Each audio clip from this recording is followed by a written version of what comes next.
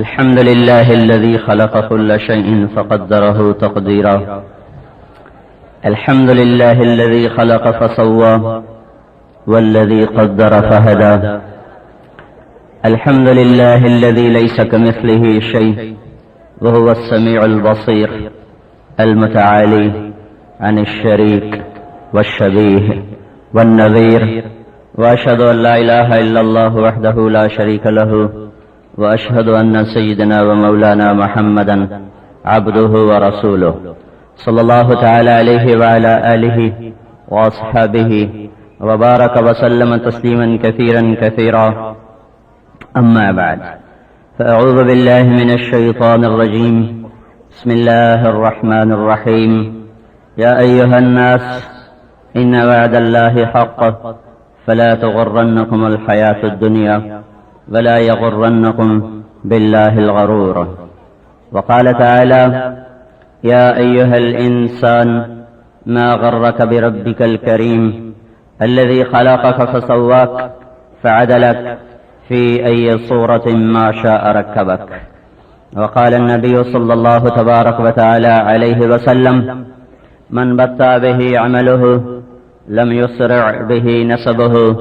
وقال النبي صلى الله تعالى عليه وسلم: لو أنكم تتوكلون على الله حق توكله لرزقكم كما يرزق الطير تغدو خماصا وتروح بطانا.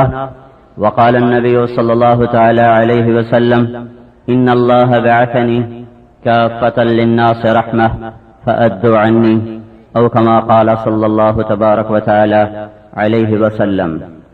میرے محترم بھائیو اور دوستو، اسلام اللہ کا ایک پیغام ہے جو ساری دنیا کے انسانوں تک پہنچانے کے لیے ہمارے سپرد کیا گیا ہے. ھذا بلاغ للناس. علامہ زرکشی فرماتے ہیں اگر قرآن کا کوئی نام رکھا جاتا تو یہ آیت قرآن کا نام بنتی. ھذا بلاغ للناس، یہ پیغام ہے لوگوں تک پہنچانے کے لیے. اس کے پیچھے اللہ کا کامل علم ہے، اس کے پیچھے اللہ کی طاقت، قدرت، جلال، جبروت ہے. نہ اس میں کوئی کمی ہو سکتی ہے نہ زیادتی ہو سکتی ہے. ساری دنیا کے انسان مل کر اسے بدلنا چاہیں تو اللہ تعالیٰ ارشاد فرماتے ہیں: لا وتمت کلمۃ ربک صدقا وعدلا لا مبدل لکلماتہ. تیرے رب کے بول پورے ہو چکے ہیں، دنیا کی کوئی طاقت ان کو بدل نہیں سکتی. اپنے آپ یہ تبدیل ہو جائے، لا تبدیل لکلمات اللہ، نہ یہ خود بدلتا ہے نہ اسے کوئی بدل سکتا ہے. ساری دنیا کے کذاب، دجال اور ساری دنیا کے وہ چند سکوں پر بک جانے والے، وہ جتنا بھی زور لگا لیں اور جتنا بھی اس کے پیچھے پھریں، اسے کوئی بدل نہیں سکتا. جب تک سورج مغرب سے نہیں نکلتا اسے اللہ باقی رکھے گا.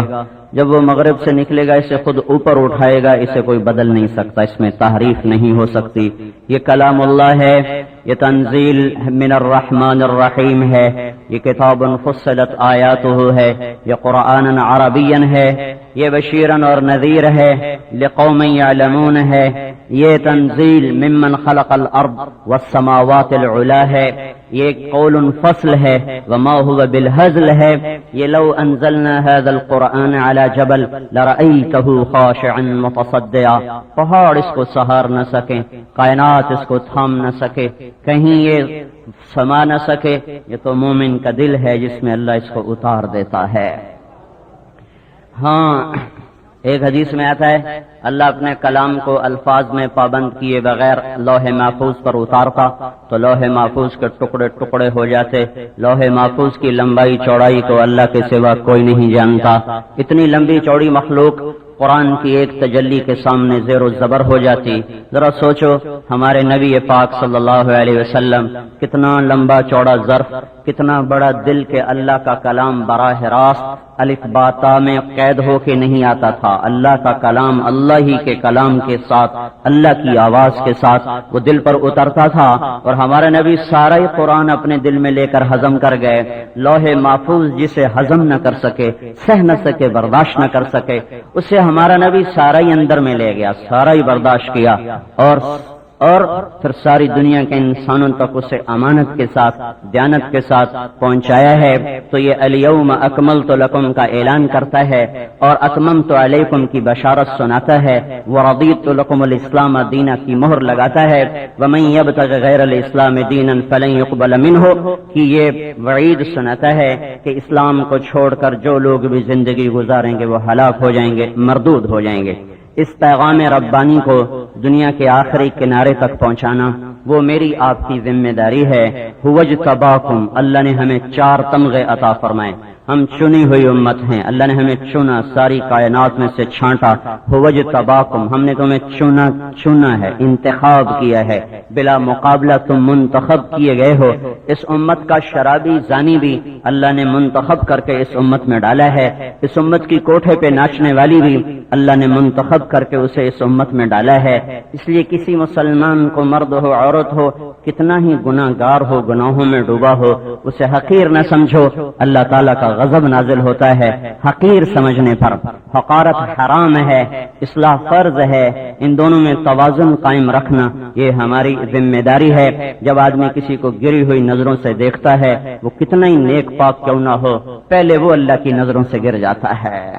جب کوئی آدمی کسی کو ایسے ٹیڑھی نظر سے دیکھتا ہے اور اپنی نیکی پر وہ اتراتا ہے اور نازاں ہوتا ہے، کسی بے پرد کو پردہ دار عورت نے دیکھا اور حقارت کی نظر ڈالی، کسی بے نمازی کو نمازی نے دیکھا اور نفرت کی نظر ڈالی، کسی حلال کھانے والے نے حرام کھانے والے کو دیکھا اور حقارت کی نظر ڈالی، تو پہلے یہ اللہ کی نظروں سے گریں گے، پہلے ان کا تختہ نکلے گا، پہلے ان کو اللہ پکڑے گا کہ تم ہو کون میرے بندوں کو گری ہوئی نظروں سے دیکھنے والے۔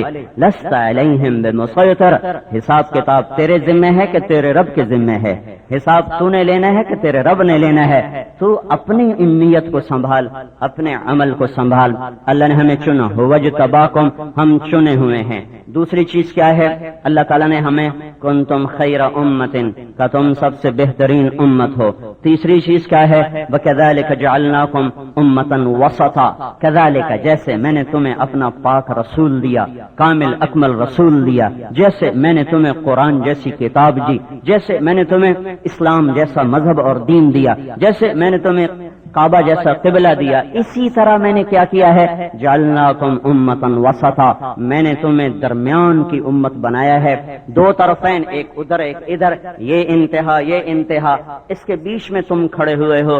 تمہاری حیثیت چکی کے 2 پارٹ میں کیل کی طرح ہے، وہ کیل سیدھا ہے، سلامت ہے، تو چکی کا پارٹ گھومے گا، آٹا نکلے گا، غذا نکلے گی، غلے پس پس کے نکلیں گے۔ وہ ٹیڑھا ہو جائے تو پسائی خراب ہوگی، وہ نکل جائے تو دونوں پارٹ آپس میں مل کر چکی کا کام تمام ہو جائے گا۔ اے امت محمد صلی اللہ علیہ وسلم، اگر تم سیدھے کھڑے ہوئے ہو تو زمین کا پارٹ، آسمان کا پارٹ یہ چکی کی طرح چلے گا اور اس میں سے خیر نکلے گی، تقوی نکلے گا، زہد نکلے گا، محبت نکلے گی، عدل نکلے گا، انصاف نکلے گا، ماں باپ کی محبت اور خدمت نکلے گی، پاک دامنی نکلے گی، توکل نکلے گا، زہد نکلے گا، اخلاق نکلیں گے، علم نکلے گا، اور اللہ تعالیٰ کے نام پر مر مٹ جانا نکلے گا، اور عفاف نکلے گا، صلہ رحمی نکلے گی، احسان نکلے گا، رغبت نکلے گی، راہبت نکلے گی، ہر صفت اس میں سے پس پس کے باہر نکلے گی، اور تم مزے کی زندگی گزارو گے، تمہارے ساتھ غیر بھی گزاریں گے۔ اگر تم ٹیڑھے ہو گئے تو پھر کیا ہوگا؟ پھر اس میں سے توکل کی بجائے حرص نکلے گا، طمع نکلے گا، اس میں سے بغض نکلے گا، حسد نکلے گا، لڑائی نکلے گی، قتل نکلے گا، بغاوت نکلے گی، تعصب نکلے گا، مذہبی تعصب بھی، قومی تعصب بھی، لسانی تعصب بھی، ملکی تعصب بھی اور پیشے کا تعصب بھی۔ پھر اس کے اندر سے جہالت نکلے گی، اندھیرا نکلے گا، ظلم نکلے گا، ستم نکلے گا، ماں باپ کی نافرمانی نکلے گی، ناپاک دامن نکلیں گے۔ اور اگر تم بالکل ہی نکال دیے گئے تو پھر کیا ہوگا؟ اوپر کا پارٹ اور نیچے کا پارٹ آپس میں مل کر یہ کائنات کو لپیٹ دیا جائے گا۔ تمہاری برکت سے دنیا قائم ہے، ہم نہ ہوں گے تو دنیا بھی نہ ہوگی، ہم نہ ہوں گے تو کلا تقوم الساعہ حتی لا یقال اللہ اللہ، جب تک اللہ اللہ کہنے والا ایک انسان موجود ہے قیامت نہیں قائم ہو سکتی۔ ہماری تو فعل تو ساری دنیا کو مل رہا ہے، چاہے ہم کتنے ہی گرے پڑے ہیں ہماری تو فعل مل رہا ہے. ہم نہ ہوں گے تو کائنات نہ ہوگی، سورج نہ چمکے گا، زمین کا فرش بچھا نہ رہے گا، آسمان کی چھت تنی نہ رہے گی، چاند کبھی نہ مسکرائے گا، تارے جھلملائیں گے نہیں، ہوائیں چلیں گے نہیں، دریا بہیں گے نہیں، صبح آئے گی نہیں، شام آئے گی نہیں، موسم نہیں بدلیں گے، ہوائیں نہیں بدلیں گی. اس امت کا وہ انسان جو بالکل صرف کلمے کے ٹوٹے پھوٹے الفاظ جانتا ہے، کبھی بھول کے سجدہ بھی نہیں کیا، یہ بھی جب تک زندہ ہے قیامت نہیں آ سکتی. میرے بھائیوں، اس امت کو اللہ نے چنا ہے. کس لیے چنا ہے؟ کاروبار کرنے، فیکٹریاں بنانے، بنگلے بنانے، حکومتیں چلانے؟ نہیں. کنتم خیر امت، تم بڑے اچھے لوگ ہو. اللہ نے ہم پر کرم، ہماری لاٹری نکلی ہے. اوپر اللہ رؤوف الرحیم ہے، نیچے رسول اللہ رؤوف الرحیم ہے. اللہ نے اپنے دو نام اپنے نبی کو عطا فرمائے. اللہ اپنے بارے میں فرماتا ہے ان اللہ بکم لرؤوف الرحیم اور ان اللہ بالناس لرؤوف الرحیم. اللہ ساری دنیا کے انسانوں کے لیے رؤوف ہے، رحیم ہے. پھر یہی اللہ اپنے نبی کے بارے میں فرماتا ہے بالمؤمنین رؤوف الرحیم. یہ نبی بھی ایمان والوں کے لیے رؤوف بھی ہے، رحیم بھی ہے. ہمیں سب سے افضل اعلیٰ نبی ملا، سب سے بہترین نبی ملا، سب سے کامل اکمل صفات والا نبی ملا، پھر قرآن کامل ملا، شریعت کامل ملی. اللہ تعالیٰ نے کام ذمے کیا لگایا ہے؟ پوری دنیا کے انسانوں کو میرا پیغام سناؤ اور پہنچاؤ. اس پر اللہ تعالیٰ نے ہمیں خیر امت کہا. ہمارے نبی نے کہا انتم تتمون 70 امتا انتم خیرها واکرمها علی اللہ. ہمارے نبی نے فرمایا اہل جنت کی 120 صفحے ہیں، اس میں سے 80 صفحے میری امت کی ہیں.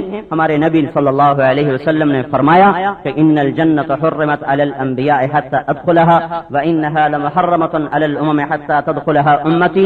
سارے نبیوں پر جنت حرام ہے جب تک میں نہ چلا جاؤں، ساری امتوں پر جنت حرام ہے جب تک میری امت نہ چلی جائے. کوئی امت نہیں جا سکتی جب تک یہ نہ جائیں، کوئی نبی نہیں جا سکتا جب تک رسول اللہ صلی اللہ علیہ وسلم تشریف نہ لے جائیں. یہ اللہ نے اعزاز بخشا ہے.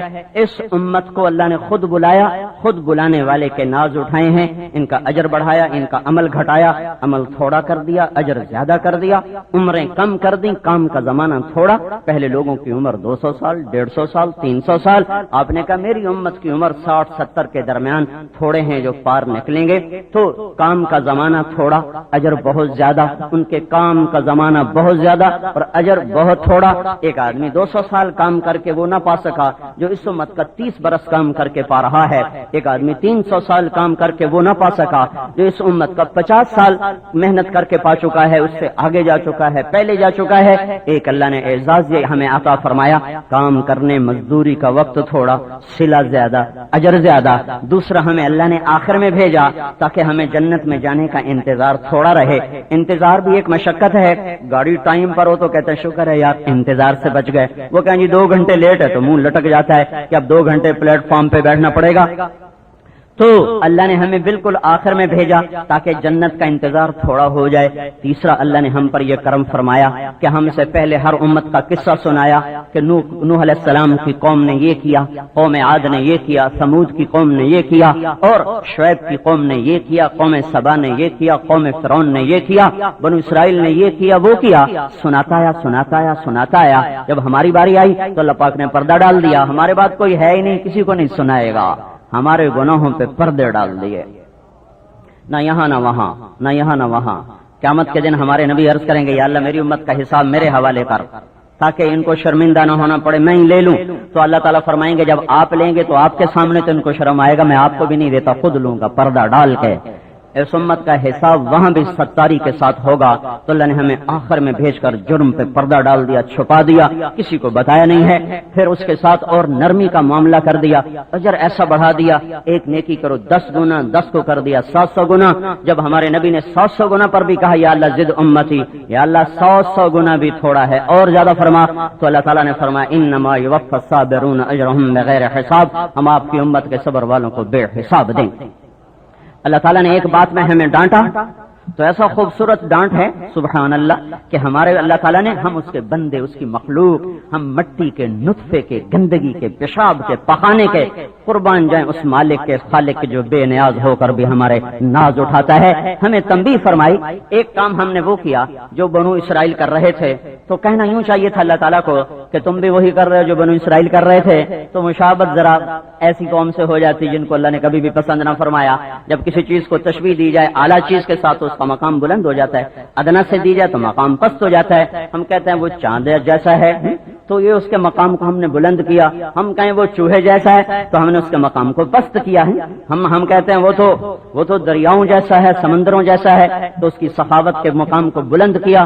ہم کہیں وہ تو مکھی چوس ہے تو ہم نے اس کے مقام کو پست کیا۔ جب کسی کو تشبیہ ادنا سے دی جائے وہ بھی ادنا ہو جاتا ہے، اعلیٰ سے دی جائے وہ اعلیٰ ہو جاتا ہے۔ تو اللہ تعالیٰ نے ہمیں بنو اسرائیل کے ساتھ مشابہت سے بچایا۔ ام تريدون ان تسألوا رسولکم، کیا چاہتے ہو، کیا کر رہے ہو، اپنے رسول سے کیسی باتیں پوچھ رہے ہو؟ آگے ہونا چاہیے تھا کما سأل بنو اسرائیل موسیٰ، جیسے بنو اسرائیل نے موسیٰ علیہ السلام سے پوچھا۔ یہ اصل عبارت یوں ہے، پر اللہ تعالیٰ کے قربان جائیں کیا کہنے اس کے اس امت کے پر سخاوت کے اور رحمت کے اور احسان کے اور ستاری کے۔ اللہ نے عبارت بدل دی، کیا کہا؟ ام تريدون ان تسألوا رسولکم کما سئل موسیٰ من قبل، بنی اسرائیل کو بیچ میں سے کاٹ کے موسیٰ علیہ السلام سے جوڑ دیا۔ کیا چاہتے ہو؟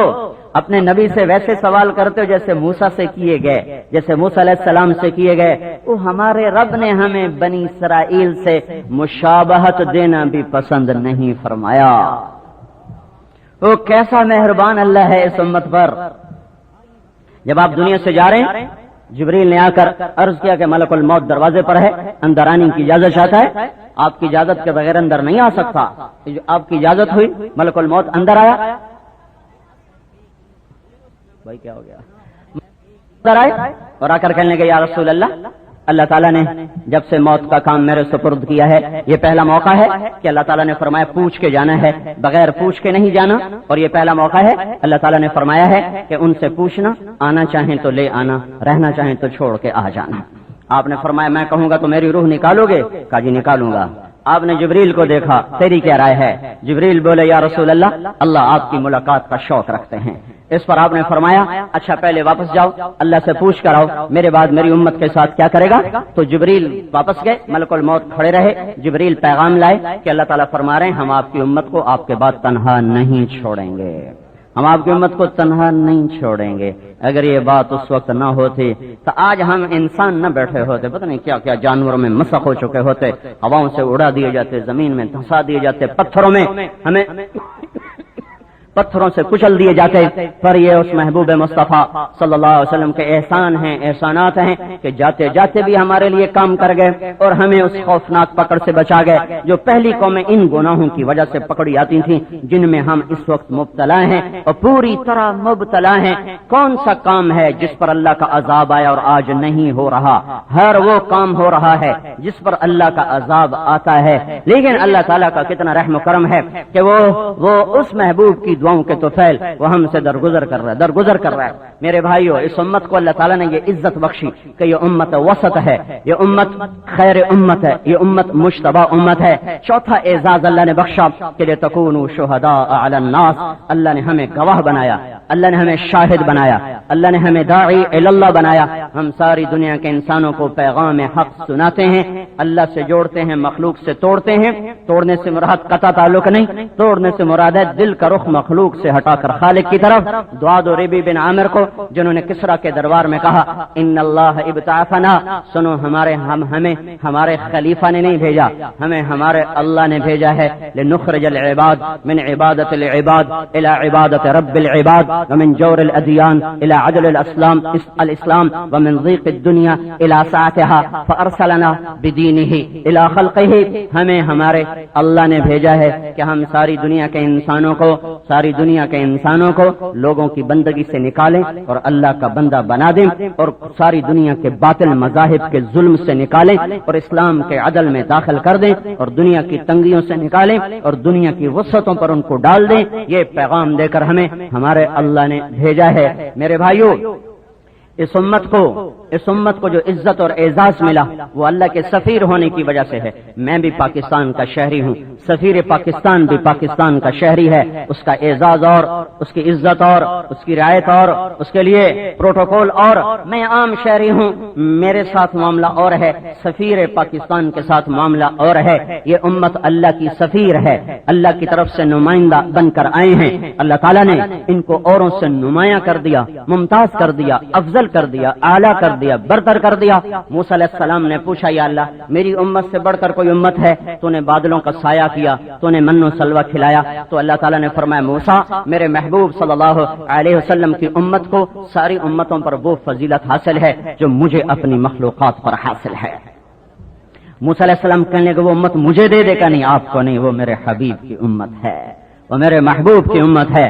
میرے بھائیو دنیا اندھیروں میں ہے، اللہ کو نہ جاننا سب سے بڑا اندھیرا ہے، اللہ کے رسول کو نہ جاننا سب سے بڑا اندھیرا ہے، جنت کے شوق کا اٹھ جانا سب سے بڑا اندھیرا ہے، جہنم کے خوف کا نکل جانا سب سے بڑا اندھیرا ہے، رشتے ناتوں کا ٹوٹ جانا یہ بہت بڑا اندھیرا ہے، ماں باپ کی نافرمانیاں یہ بہت بڑا اندھیرا ہے، زنا کے بازار اور شباب پر پہنچ جائیں، شراب و کباب تہذیب بن جائے یہ بہت بڑا اندھیرا ہے، ظالم دندنائے، مظلوم سسکے اور رینگے اور اس کی فریادیں دیواروں سے ٹکرا کر واپس آ جائیں اور صدا بصحرا بن جائیں یہ بہت بڑا اندھیرا ہے، گالی گلوچ ہو یہ بہت بڑا اندھیرا ہے، نمازوں کا چھوٹ جانا، مسجدوں کا ویران ہو جانا یہ بہت بڑا اندھیرا ہے، موسیقی کی محفلوں کا اپنے شباب پر ہونا اور کھوے سے کھوا چھلنا اور ازدحام اور رش کا ہونا یہ بہت بڑا اندھیرا ہے، مسلمان بیٹیوں کا اپنے جسم کی نمائش کر کے پوسٹروں کی زینت بن جانا،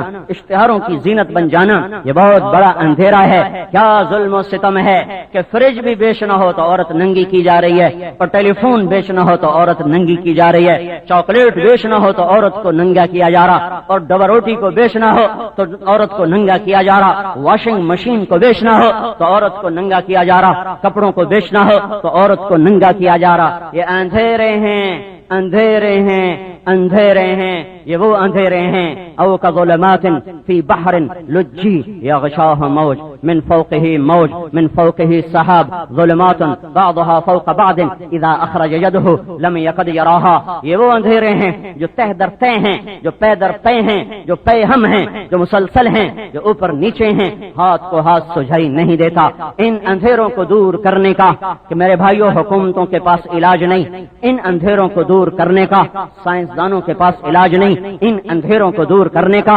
دانشوروں کے پاس علاج نہیں ہے، سیاستدانوں کے پاس، حکمرانوں کے پاس علاج نہیں ہے، ان اندھیروں کو دور کرنے کا علاج اس امت کے پاس ہے۔ یہ امت اس علاج کے لیے آئی ہے، یہ چارہ گر ہیں، یہ مسیحا ہیں، پر یہ اپنا مقام آپ بھولے ہوئے ہیں، یہ اپنی منزل سے خود بھٹکے ہوئے ہیں، انہوں نے اوروں کو پہنچانا تھا، یہ خود بھٹک گئے، انہوں نے اوروں کو لے کے چلنا تھا، یہ خود سو گئے، بڑے شوق سے سن رہا تھا زمانہ، ہم ہی سو گئے داستان کہتے کہتے، انہوں نے اوروں کو دنیا کے پنجرے سے نکالنا تھا، یہ خود دنیا کے قفس میں جا کر پابند ہو گئے، اور ایسا دل لگا قفس کے اس سلاخوں کے ساتھ اور اس کٹوری کے ساتھ اور حاضر دانے کے ساتھ، ایسا دل لگا کہ پرواز بھولے، راہ چمن بھولے، مدت ہوئی صیاد نے چھوڑا بھی تو کیا، تاب پرواز نہیں، راہ چمن یاد نہیں، ایسے پنجرے میں بند ہوئے، کوئی تجارت کا پنجرا، کوئی زراعت کا پنجرا، کوئی سیاست کا پنجرا، کوئی حکومت کا پنجرا، کوئی عدالت کا پنجرا، کوئی وکالت کا پنجرا، کوئی بازار کا پنجرا، کوئی ریڑھی کا پنجرا، کوئی کسی پنجرے میں، کوئی قوم کے پنجرے میں، کوئی زبان کے پنجرے میں، کوئی لسانیت کے پنجرے میں، کوئی عصبیت کے پنجرے میں، کوئی مال کے پنجرے میں، کوئی پندار کے پنجرے میں، کوئی حکومت کے پنجروں میں ایسے بند ہوئے کہ اب صیاد چھوڑ بھی دے تو نہ تاب پرواز ہے، نہ راہ چمن یاد ہے، نہ یہ پتا ہے کس چمن سے پکڑے گئے تھے، نہ یہ پتا ہے کہ اڑنا کیسے ہے، نہ یہ پتا ہے کہ میری پرواز کا جہان کیا ہے۔